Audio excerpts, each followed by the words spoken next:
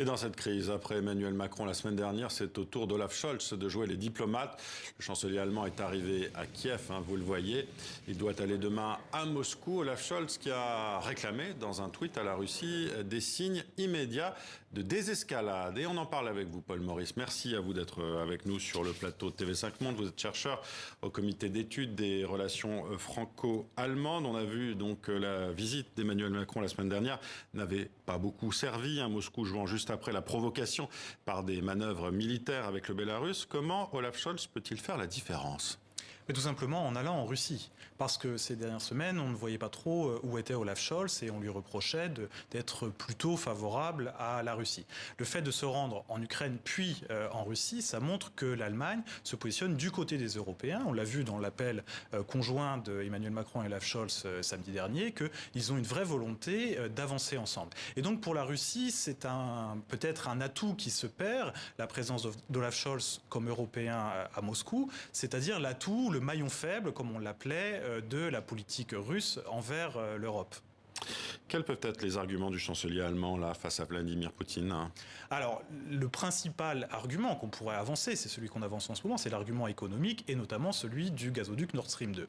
Alors, Olaf Scholz ne l'a pas du tout prononcé lors de sa rencontre avec Joe Biden la semaine dernière, parce que ça reste un sujet très délicat en Allemagne, à la fois pour des questions de politique intérieure, mais aussi de politique à l'intérieur du parti d'Olaf Scholz, le parti social-démocrate d'Allemagne, le SPD. Le SPD dirige avec sa ministre-présidente le land de Mecklembourg-Poméranie occidentale, où arrive le gazoduc, où doit être mis en circulation le gaz russe. Et dans cette branche du SPD, à l'Est, on est plutôt favorable à une politique économique envers la Russie. Et on l'a vu dans les déclarations de l'ancien chancelier Gerhard Schröder ces derniers temps, qui lui-même est très proche de Vladimir Poutine, aussi pour des raisons économiques. Oui, justement, la position de Gerhard Schröder, je crois qu'elle gêne plutôt le gouvernement allemand en ce moment comme un gros caillou dans le pied, non ?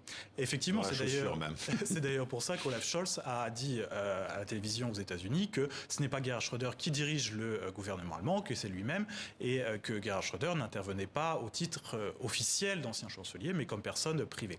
Et cette politique pro-russe de Gerhard Schröder, elle gêne le SPD depuis des années, mais elle est aussi révélatrice de cette politique au sein du SPD, qui est héritée pour différentes raisons de cette politique d'ouverture à l'Est, commencée par Willy Brandt dans les années 1970, l'Ostpolitik, et puis poursuivi, il y a encore des courants assez pacifistes pour un rapprochement avec la Russie au sein du parti.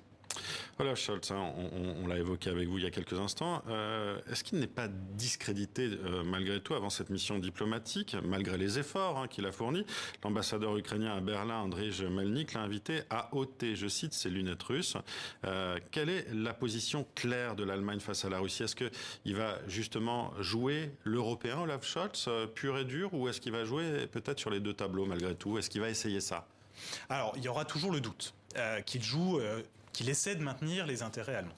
Mais il y a un moment, il va plus avoir le choix, il va être obligé de faire des choix, justement, et je pense qu'actuellement, ces choix seront pro-européens. Le fait qu'il accueille à Berlin, la semaine dernière, Emmanuel Macron et le président polonais, Duda, c'est une manière Alors, on a parlé de renaissance du triangle de Weimar, certes, mais le triangle de Weimar n'a pas beaucoup de moyens d'action, mais c'est aussi une manière d'aligner la position française et allemande sur la position polonaise, qui est beaucoup plus radicale vis-à-vis de la Russie. Il y a une crainte réelle. Il y a une crainte réelle pour des raisons géographiques. Parce qu'après l'Ukraine, ça peut être la Pologne. Et la Biélorussie, en fait.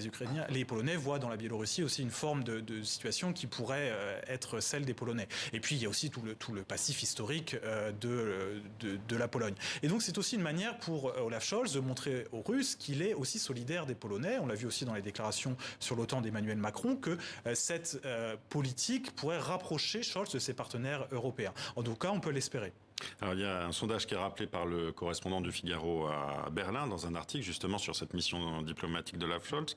La Russie constitue la principale future source de menace pour la paix dans le monde pour 66% des Allemands, selon l'édition 2022 du sondage sur la sécurité. Il y a aussi peut-être aussi cette carte à jouer pour Olaf Scholz, peut-être se démarquer maintenant, sachant qu'il a peut-être l'opinion derrière lui. Le même sondage dit aussi que les Allemands sont défavorables à une intervention militaire allemande pour défendre des alliés comme les États baltes ou la Pologne vis-à-vis de la Russie. Et c'est tout le paradoxe que montre ce sondage, c'est que les Allemands sont très réticents à intervenir militairement jusqu'aux livraisons d'armes. C'est-à-dire qu'on a eu un grand débat puisque les Allemands refusent de livrer des armes létales dans des zones de combat. C'est inscrit dans la Constitution, c'est encadré. L'Ukraine, justement, c'est tout le débat, sauf qu'ils en livrent à des pays arabes. Tout à fait, mais il y a une question d'une part de proximité géographique et puis proximité historique. Il faut rappeler aussi la guerre de la Seconde Guerre mondiale face à la Russie, c'est beaucoup plus présent. Et la livraison des 5000 casques, très modeste, la réclamation de l'ambassadeur ukrainien de livraison d'armes anti-chars par l'Allemagne, mais l'Allemagne en a d'une part pas les moyens et deux pas les moyens politiques, c'est-à-dire que ça placerait l'Allemagne comme un allié militaire intervenant pour l'OTAN auprès de la Russie, ce dont l'opinion publique allemande ne veut pas. Pour revenir à Olaf Scholz, c'est aussi un baptême du feu diplomatique pour lui, c'est-à-dire que là c'est la place de l'Allemagne aussi dans le monde qui se joue, et là il doit aussi succéder à une Angela Merkel qui avait une position justement assez forte et une image plutôt solide. L'image d'Angela Merkel était très solide, effectivement. Néanmoins, la politique allemande n'était pas forcément plus claire. La politique d'Angela Merkel vis-à-vis de la Russie était aussi ambiguë, notamment avec le gazoduc, on l'a vu, même si elle a accueilli... On disait, que, justement, excusez-moi de vous interrompre, qu'Angela Merkel faisait la jonction entre l'Europe occidentale et la Russie. On disait qu'elle savait apaiser Vladimir Poutine. C'est vrai, ça, ou pas ? Ils se détestaient cordialement pour des raisons c'est peut-être comme ça que ça marche le mieux en général. Effectivement, et Angela Merkel est originaire de l'Est de l'Allemagne, elle comprenait peut-être un petit peu mieux Vladimir Poutine, l'ancien agent du KGB, il parlait la langue de l'un et l'autre. Olaf Scholz est un Allemand de l'Ouest, il est beaucoup plus dans une logique traditionnelle de l'Allemagne. Néanmoins, Angela Merkel a laissé aussi une situation de politique extérieure allemande assez flottante. On attendait déjà à l'époque d'Angela Merkel que l'Allemagne s'engage davantage sur la scène internationale, qu'elle s'engage davantage auprès de l'OTAN, et l'allié américain était assez exigeant vis-à-vis de l'Allemagne, ce qu'elle n'a pas forcément fait. Donc il hérite de cette situation. Mais comme il est nouveau, peut-être que c'est un peu son baptême du feu. D'ailleurs, il le paie politiquement puisqu'il est en baisse dans les sondages de popularité. Mais s'il réussit à passer cette première épreuve, c'est possible que sa solidité soit affirmée, et notamment la solidarité européenne dont il fera preuve avec ses collègues français et polonais notamment. Ce sera à suivre. Merci Paul Maurice pour cette analyse.